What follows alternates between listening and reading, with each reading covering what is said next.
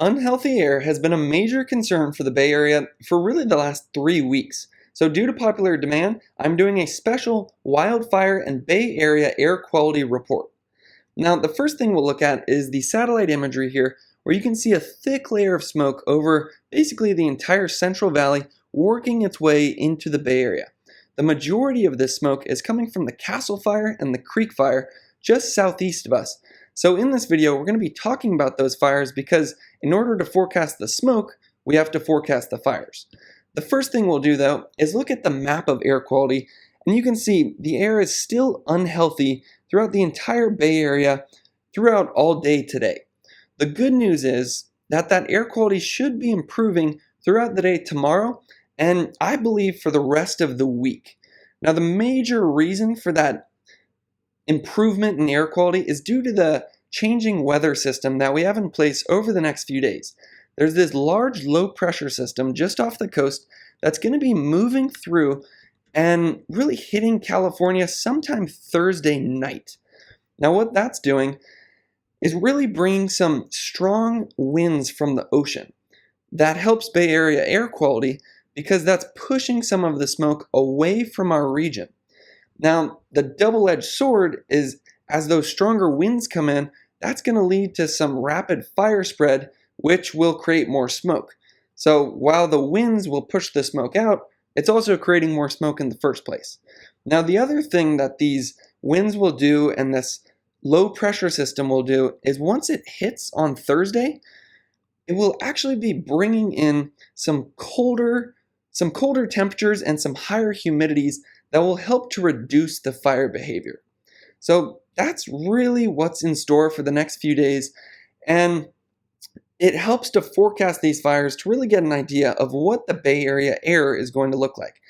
The majority of the smoke the last few days has been coming from the Castle Fire, and you can actually see it on this map, this large smoke plume just blowing up off of the Castle Fire. But I will say that's looking a little better than it has been the last 2 days.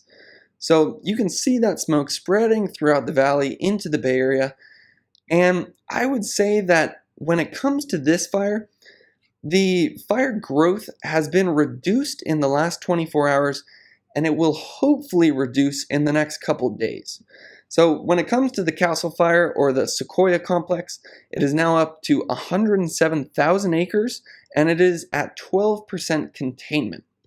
The other fire that's been creating a lot of our smoke is just north of the Castle Fire, called the Creek Fire. And this one has had some interesting things going on with it. This southern edge has actually been blocked by a lot of the Castle Fire smoke, so that's been keeping temperatures lower and winds lower, which has helped to reduce fire spread in the southern edge. The northern edge is where the majority of the fire growth and the smoke has been happening in the last few days, and that's unfortunately going to continue. The main reason for that has to do with those southerly winds. Now, what happens with those southerly winds, and this animation will perfectly show you, is it will actually pick up some burning embers in this fire, toss them ahead of it, called spotting, and then create a new fire that then connects with the major fire to really increase acreage and smoke produced. You can see that in this animation here, as you can see those little spots that happen right here and then connect with the major blaze. So that's really what's creating a lot of the smoke when it comes to the Creek Fire, and the forecast for this one is looking pretty tricky over the next couple days. Before we get to the forecast, I will say the Creek Fire is up to 220,000 acres, and it is at 16% containment. Now, the forecast for this fire is really the interesting thing to talk about because over the next 2 days, it's going to be pretty tricky. The temperatures remain warm, winds remain gusty. While this says it's just getting up to maybe 7 miles per hour, we've seen some gusts in the 20 to 30 mile per hour range. But the real thing that's been hurting this fire is, one, the fuels in this area are about 80 to 90% dead trees, which really burn in a fire, you can imagine so. And then the other problem has been humidity. It's been extremely low, and even in the nighttime hours.